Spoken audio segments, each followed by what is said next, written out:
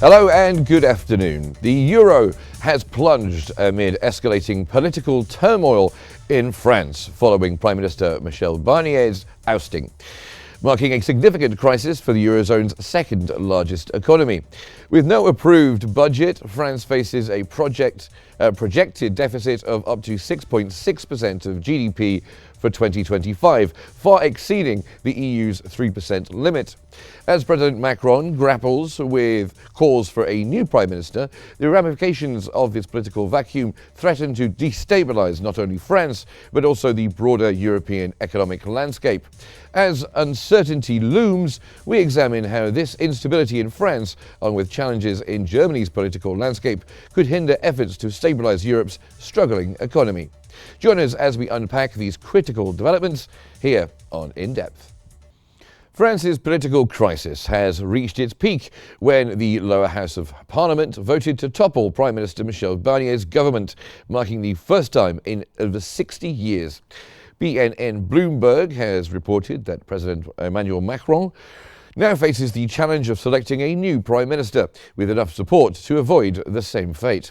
Barnier's administration crumbled after tensions over a 60 billion euro budget plan aimed at reducing France's deficit, escalated into a no-confidence motion supported by both far-right and left-wing factions.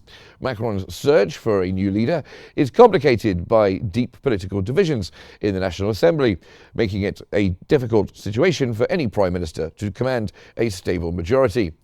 The new government will also need to pass urgent legislation to avoid a shutdown and address France's fiscal challenges. Markets showed signs of recovery following the government's collapse, though uncertainty remains. Despite criticism, Macron insists he will continue to the end of his term in 2027.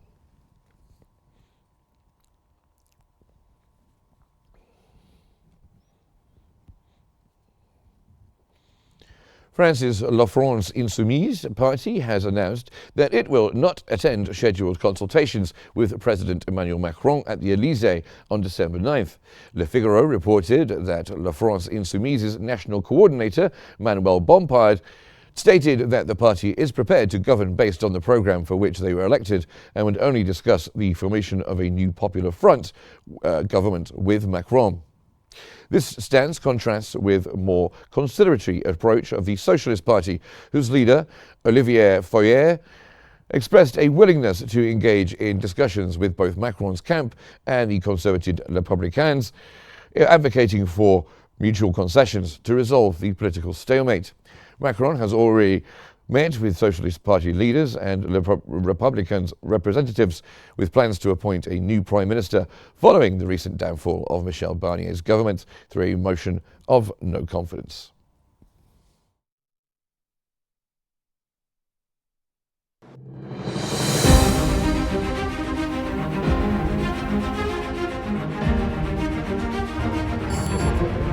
The second largest economy in the eurozone.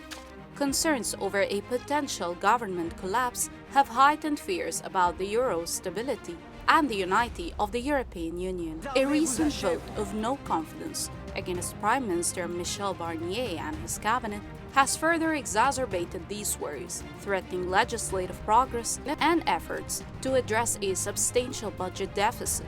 As a result, the euro has weakened to near a two-year low, reflecting market anxiety over ongoing political uncertainty in France.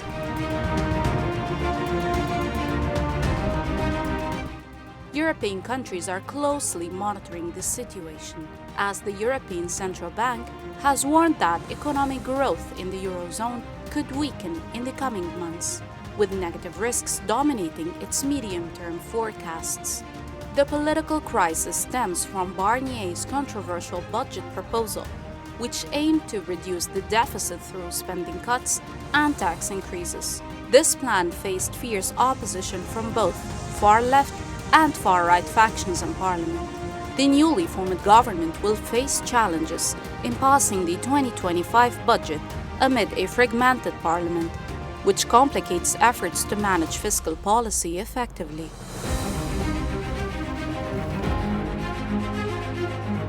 Analysts warn that without a cohesive plan, To reduce the budget deficit, projected to exceed 6% of GDP, France risks plunging deeper into economic turmoil. The country's debt levels have surged to over 3.2 trillion euros, leading to higher borrowing costs. The euro's decline is closely tied to France's political instability and fiscal challenges.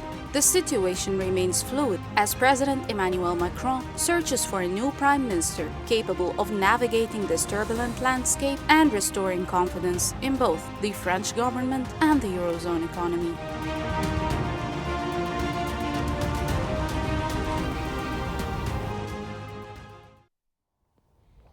Now, to help us explore the political turmoil in France, we are joined from London by Kate Omar, a political writer and researcher, and also joined from Paris by the economic expert Pierre Rane. Thank you very much, both of you, for joining me. We'll start with you, Mr. Omar. How does the current political crisis in France affect the stability of the euro as a currency, but also the Eurozone as well? Thank you so much for hosting me. And I would say there's a great risk at the moment to the EU system and also to the French political and economical system. I'm really worried that if France is not able to resolve its economical crisis and agree on the budget to satisfy all the parties in the House of Parliament, and also to ensure that the voters are also satisfied.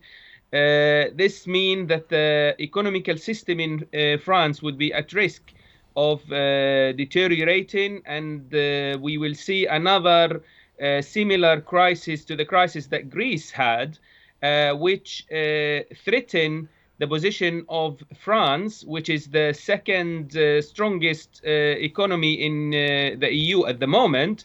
But there's a risk that France may have to leave the EU if it is not able to resolve its economical situation.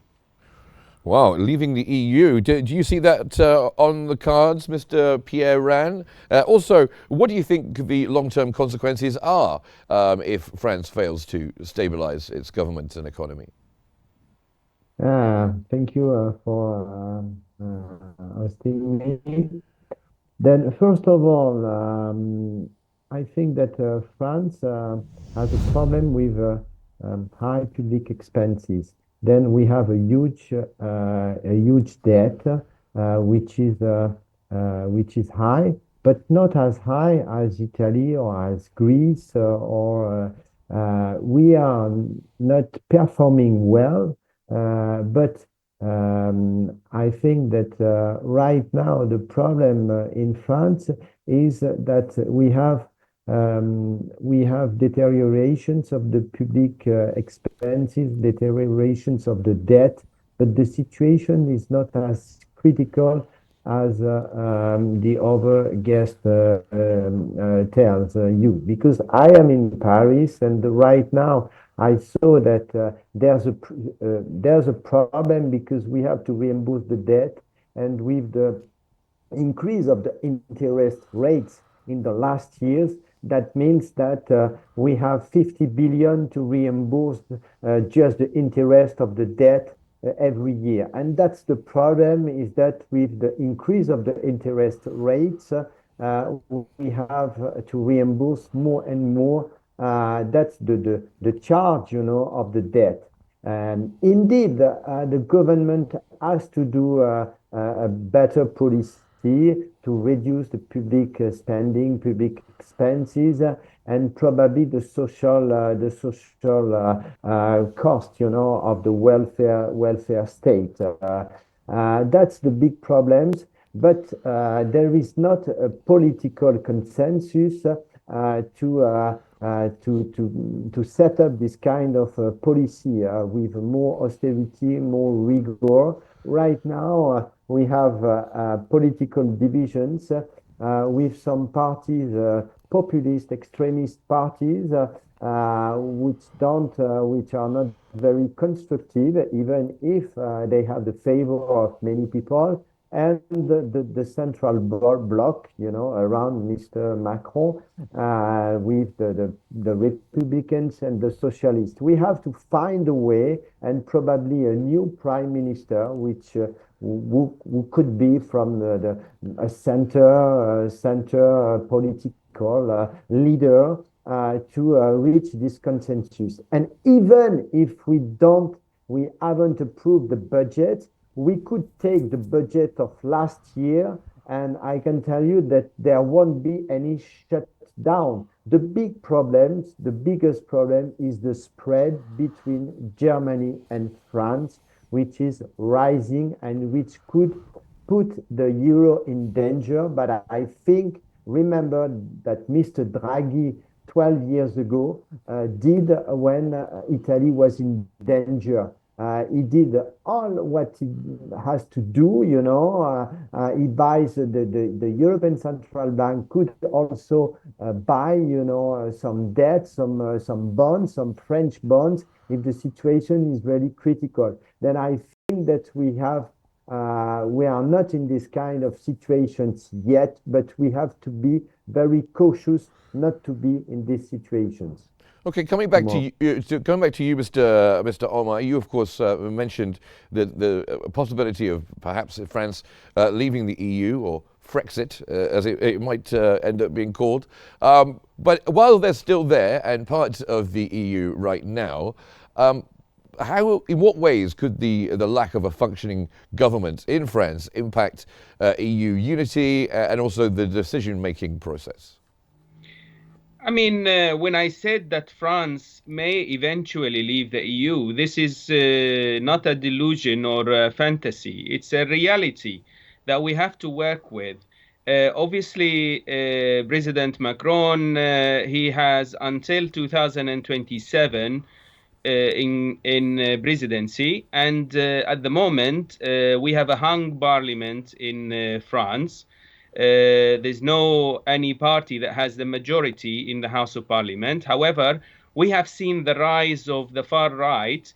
As you have seen, they have won 30% of the votes in the EU parliamentary elections, and then they have increased their share of MPs in the French House of Parliament as well.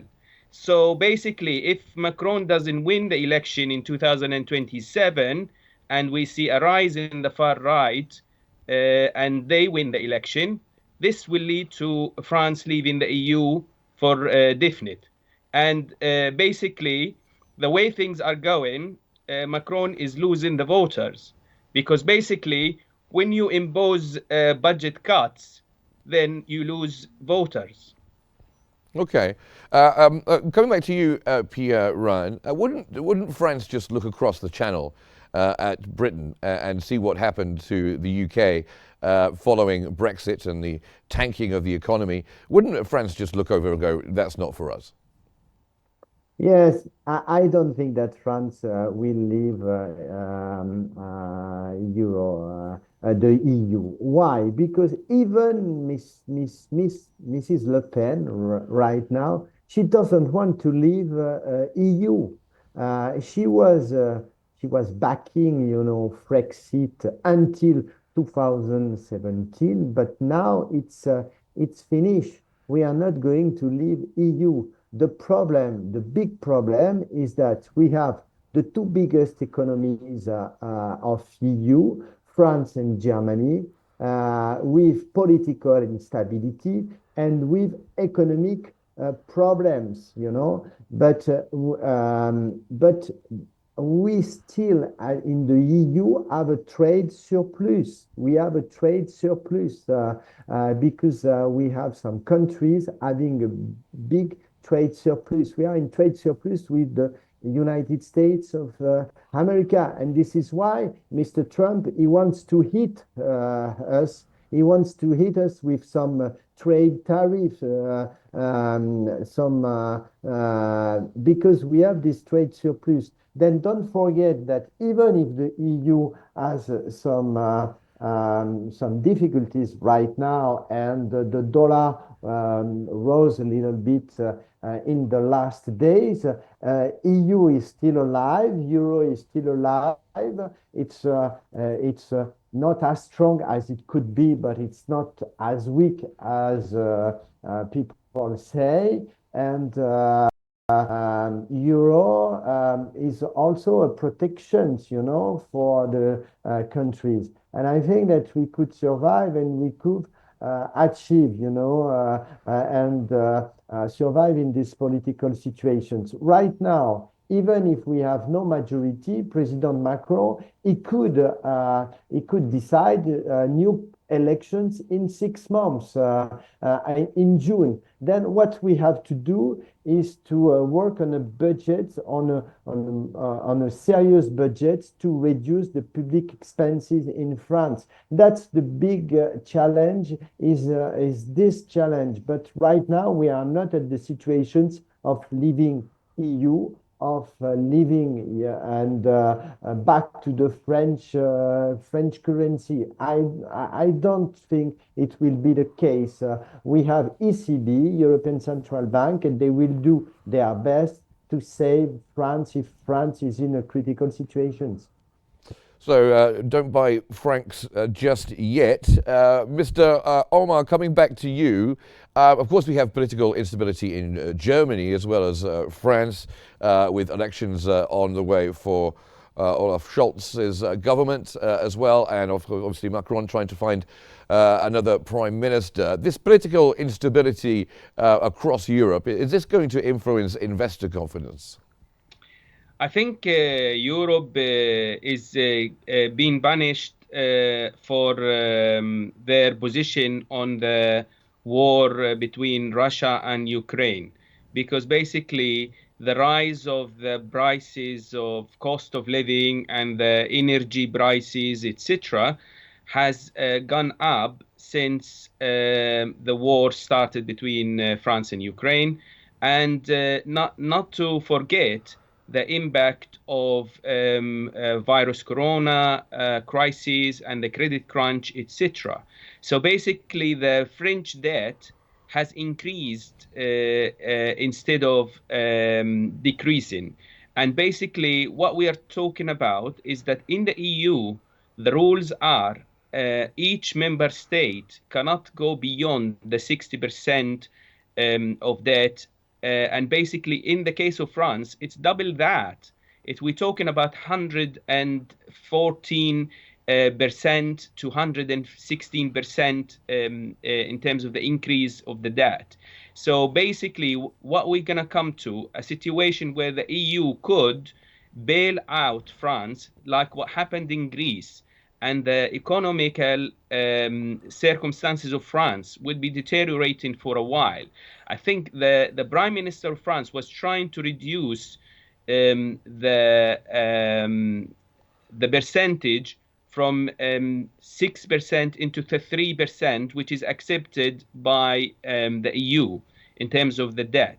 However, what we are seeing here is that this is going to be a big challenge, because basically the budget for 2024, 2025, the Prime Minister of France had to use the constitutional allowances to pass that budget, whilst the opposition parties did a vote of no confidence and made sure that this government fails. Now Macron has a bigger challenge of finding a prime minister that is accepted by the far right and by the left wing party, which has a big share of the House of Parliament MPs as well. So basically, in the event there's going to be negotiations about the budget, we're going to have to see concessions from the government into the demands of the far right and the demands of the left wing party. And basically, we are seeing also complaints from the public in France and complaints from the voters that reduction of services, reduction of funding to universities, reductions of health services, reduction in all areas, so they can find money to pay off some of the debts. We are talking about billions of euros. At least we are talking about 60 billions to 100 billions that the French government has to find in terms of reducing that debt, and to satisfy the investors as well, because the investors now are worried that if the economy in France is failing, that their investments are going to be at risk as well. So there's going to be a big challenge to find the balance of satisfying voters, so basically not to lose the next election, and also to ensure that the French economy stays stable and strong enough to carry on, whilst the EU is also worried about the value of the euro and the impact of the failing economy in France on the EU itself. So it's a bit more complicated than just saying, it's going to be an okay, we're going to be able to pass this period without much challenges. That's why I said it could lead to France having to leave the EU. This may not happen, but obviously, if things deteriorate further, this might have to be on the cards and a possibility and a risk that we have to think about. You mentioned the phrase credit crunch there. That was certainly a blast from the past. I haven't heard that phrase for a very, very long time. Mr. Pierre Rane, what are the economic consequences if France fails to pass a new budget before the end of the year? If we fail to pass a new budget, we can take the budget of last year for 2025. Then it's possible to go further and to take this budget of last year. Then there's no risk of shutdown, in fact, because there is this possibility, which exists also in other countries. It exists also in Belgium. But the problem is that if we have these situations, we will have also 6% of debt of the French, 6% of debt for the French state, 6% of GDP in debt. That's the problem, is that we can't continue with these situations. We should end these situations. Then, in terms of economic consequences, first of all, is that we could have a lack of confidence from investors, and especially foreign investors. Is that right now I was in a big event with international investors last week, and there was no real change, because France continues to attract, international investment. But we should be cautious, because if we have these situations which continues, we could have a lack of confidence and a real decrease, of international foreign direct investment. That's the big problem. And also, we have small and mid-sized company having much more, many problems, and the problem is a question of, I think it's mainly a question of confidence. We could continue. We won't have any shutdown, but if the situations continue and if the debt continues to rise, and it's not the case in the other countries, it's not the case anymore in Spain, it's not the case anymore in Italy, it's not the case anymore in Greece. The problem with France is that we have to stop, this debt, which continues to rise. We have to stop, and there's no real political consensus. Then the problem is more the lack of political consensus to stop, and to have a very serious budget with more. I'm going to have to interrupt you there because we're just out of time. I apologise for interrupting you, but thank you very much to both of you for joining us here on the programme. Pierre Ran, an economic expert from Paris, and Kate Omar, a political writer and researcher, joining us from London. Thank you very much to you both. Thank you so much. And that brings us to the end of today's episode of In Depth. Thank you for watching. Stay tuned for top stories. It's on the way next.